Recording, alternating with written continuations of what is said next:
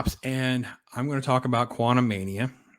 I'm recording this before the weekend, so by now, other people have been talking about this movie. We already know how the box office will turn out and that kind of thing. So you guys can fact check, see what my predictions will be, because I got a feeling a lot of the normies and some regular folks will find this film to be entertaining. But as a critic and as someone who's been very critical of the Marvel Cinematic Universe since Phase 4, this film is a disaster that continues the worst elements of the previous phase, and it will continue. So if you're watching this, I have another video that'll drop at 12:15. This is at 10:15. I try to dive into the different Marvel products. And I'm not a huge fan of the first two Ant-Man movies. They're both just sort of okay.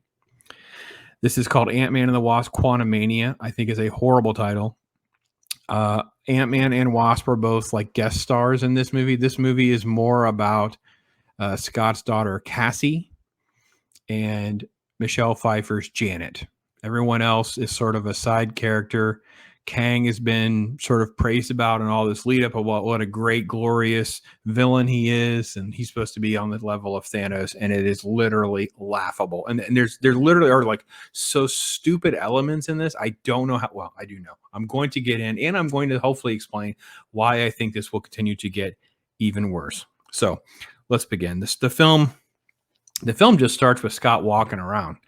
It's this very generic and uninteresting. It's supposed to be played for comedic elements that Scott's written a book. People treat him kind of like a pseudo celebrity because he saved the world.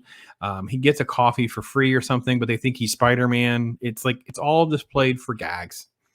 And within just the first 10 minutes of the movie, you're going to find out how like this whole MCU thing is going to carry on, right? So Cassie, the daughter, finds herself arrested. So she's in jail. Scott has to go bail her out because she's basically doing social justice warrior nonsense about breaking up protesting where the police are evidently moving homeless camps out of areas because of the blip and how the housing thing and all that nonsense. It's talked about in Falcon and Winter Soldier. It's an interesting concept that has been poorly discussed and dealt with. But then they all sit around this dinner table, and there are these different montages of how great Janet is, how great Hope is, all these different things that are happening. Well, what about poor Scott? So they're making jokes at his expense, like, yeah, you saved the world, but so what? Like, what are you doing now? And Hope is, of course, running the company. She's doing stuff for climate change. She's doing all this social justice warrior stuff, right? And Cassie is just this nasty, sniveling narcissist teenager. Oh, it's so off-putting. And then when they cut to what she's been doing is she made this quantum physics map. She can reach into the quantum realm. She's self-taught from Hank's book. Remember that with Lady Loki? Lady Loki was so amazing. She just taught herself how to do this magic, right? Just remember that kind of stuff, right? Shang-Chi, right? The sister just watched them doing the martial arts. So therefore, Cassie just taught herself how to do all this tech. Janet, who has been there, doesn't want any part of it and actually aggressively tries to shut off this communication. She's been very quiet about what her experience was because she allegedly was in there for like 30 years. This is a story that keeps coming up. We'll get to that. So anyway, it doesn't happen. There's like almost like a recoil response and everyone gets sucked in. So think of them as like the ant family and they've all been sucked in, by the way. And so, within a few minutes, and then there's the very end scene, again, with Scott walking around, everything else is in the quantum realm. And there's a quick moment, and I think it was Cassie's character, like, where are we? And I literally wanted to scream, you're in the volume, because everything is just a big, giant CGI glob of mess. It's just chaos. There's no explanations. There's no like structure. It's just different things flying around, there's a dude with a broccoli head. There's like a blob. There's like ships and creatures. There's just stuff going on in this world that we have no framework of. They, of course, are dropped in separate from one another because we needed to have them split up. This was the easiest way to split them up, I guess. And the story is going to hinge on this mysterious figure who's talked about quickly in the opening sequence. And then his name is Kang, of course. He's the big bad going forward. This is like a sequel to Loki, the show, rather than any of the Ant-Man movies. And what we learn, because it has to sort of like play out this way, because Janet never tells anyone anything. I hate this in movies. I hate this. My wife has really opened my eyes. This is one of her pet peeves. Like, if anyone would just talk to each other, compare some notes, this would make some sense, right? If she would just say, oh, by the way, in the quantum realm, there's this big bad dude and he wants to kind of like take over everything or destroy multiverse. Oh, by the way, she learns that because she touches something and there's a neural connection. So therefore she can see he's a bad guy. Really just crappy, lazy writing. There's no explanation on why she would be able to do that. If it's neurally connected to Kang, then why is she able to communicate with it? Kang is trying to get a hold of this tech that Janet had, I want to say destroyed, but she had used the tech to manipulate, so therefore he can't access it for this ship that runs on that power. But by having Ant-Man there, they claim, I guess it's a Pym particle, and he can shrink down and go get it. But when they catch Scott, it's more like this. It's what we saw in the trailers, right? All this back and forth about, time with your daughter and blah, blah, blah. Well, it turns out that's all you need to do is go get the thing. But by the way, there's not even a thought. Kang doesn't go, oh, by the way, we'll just take your armor. We'll just take your suit. We'll take your Pym particle and do. And by the way, why on earth are they taking their helmets off? I thought they had to have their helmets on. I thought this was an environment that's not safe for the human to be exposed. They're just walking around. I don't even know that Hank Pym wears much of a suit at all anyway, most of the film. So everything is just so simplistically contrived to lead into another moment.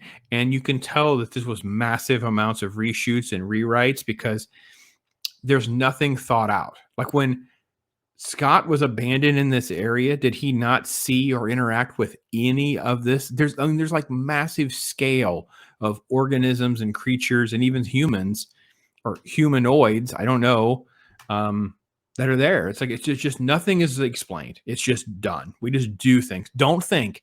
Just take your bites of your gruel, chew on the generic bland oatmeal, and you like it. And there'll be another movie at some point, don't you know? And that's what it is. It just is this giant CGI mess.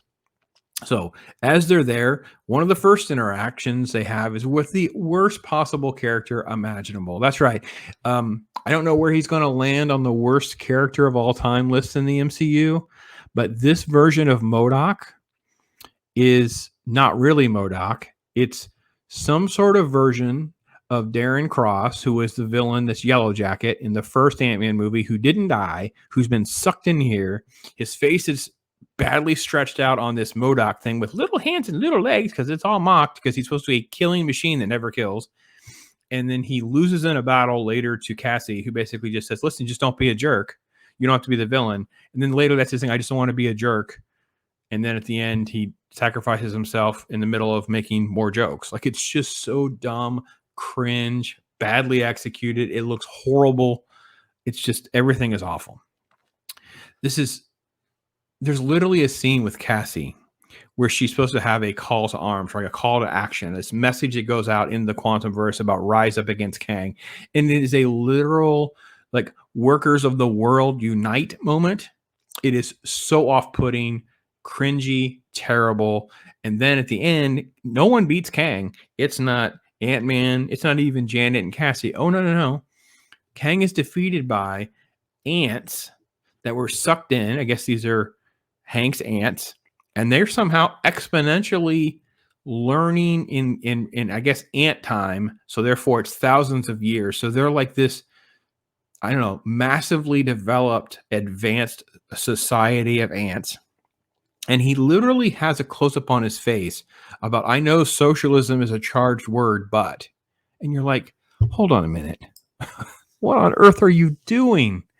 So it's like elements of like Antifa and socialism and all this political mumbo jumbo stuff that they're trying to claim isn't there, is so on the nose in a Marvel superhero movie about a dude who can time travel and be timeless and destroy multiverses. Like, what are you doing?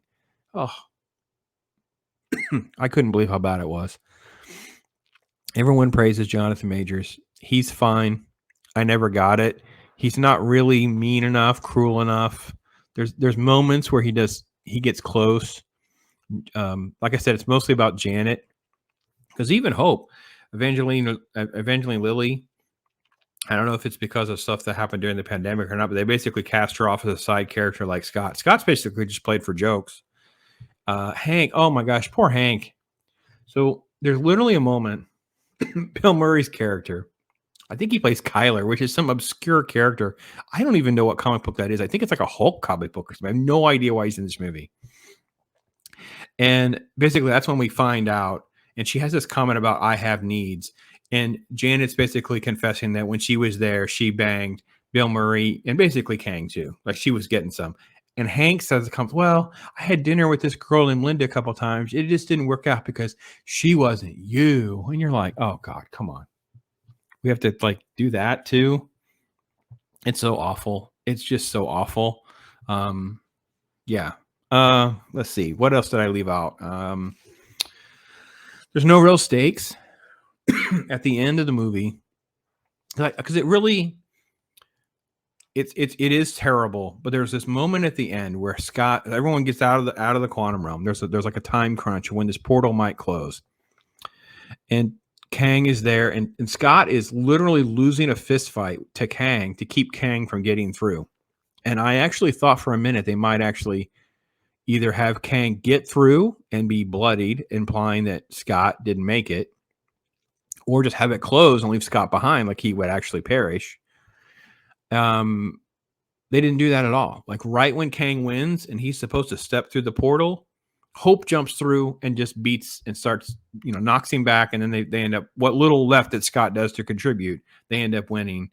But the portal does close. So then they're trapped. Okay, that's how it's going to end, right? And they'll be hopeless on the other side. There'll be an after credit scene, something like that. No. As fast as all this happens, and then they defeat Kang,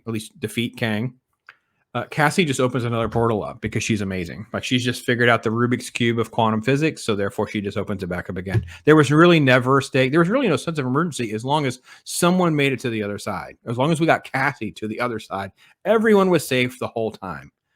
It's this movie. There's credit scenes of, Council of Kangs, which will make Rick and Morty people laugh because of Council of Ricks. And then there's a setup for Loki season 2. Now, why is this going to get worse? I said that, right? That's my premise. Why is this going to get worse? This is going to get worse because of who they hired, right? This is written by Jeff Loveness, right? He's a Rick and Morty guy. This is what they've done. They've planted all these Rick and Morty people. Michael Waldron, he's tied to Loki. Doctor Strange 2, he's been hired for other stuff. And of course, Jeff has been hired to do the Kang Dynasty movie, right? He's going to write Kang Dynasty. This Rick and Morty approach of just anything goes, this cheesy, cheeky humor, all of that kind of stuff. There's no real set of rules and principles. There's nothing that really ties to comic book lore or even a love of fandom. This is a guy that really, I think he wrote on Jimmy Kimmel. It's like, I don't want some dude who's writing jokes on Jimmy Kimmel and the Emmys to be my guy writing my superhero movie that you're spending, I guess, allegedly $200 million on. This makes no sense that this is what they do, but that's what they do.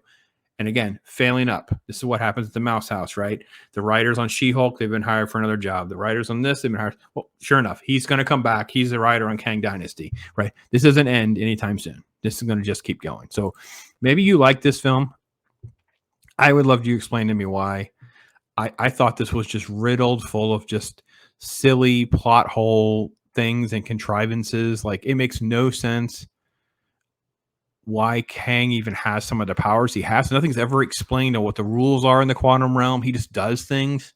You're supposed to believe, I guess, because he's super techie, but it's like, well, then why didn't you just take the tech when they arrive or whatever? Why are you needing them? Why are you doing this blackmail? I don't know. It's just, I don't know. Everything. And there's just nothing that matters. It's just, okay, so they got out. And Scott's walk at the end of it, you just kind of summarize it. He's like, well, wait a minute. He said if he doesn't get out, it's like, is it bad? Is it bad? Oh, it doesn't matter. He doesn't care. It's like, why did I sit here then? Why would I buy a ticket? Why would I come back? Why would I recommend the movie? It's just none of it really matters. So yeah, cue the nothing else matters kind of music, because that's about where we're at with Quantumania. My prediction is it probably had a pretty good opening weekend. I would assume it easily makes $100 million in the US, probably a little bit more. Globally, it probably did even better. And then it will fizzle even faster than Black Panther because it is so bland and generic and over CGI'd, and there's just nothing of any. There's nothing really to grab onto to want to go see it again. I don't get it. Black Panther ended up making a fair amount of money, so this would probably be more. I don't know what Love and Thunder made. I have to look it up, but maybe it's a tier down from Black Panther. You know, but it'll land in there, maybe the $600-700 million range, something like that. Just still an atrocious amount of money, which is just sad. A sad state of entertainment when these movies make that much money, and they are literally just such dog crap. But anyway, that's my take on it. You guys can tell me what you guys think. I am Pops.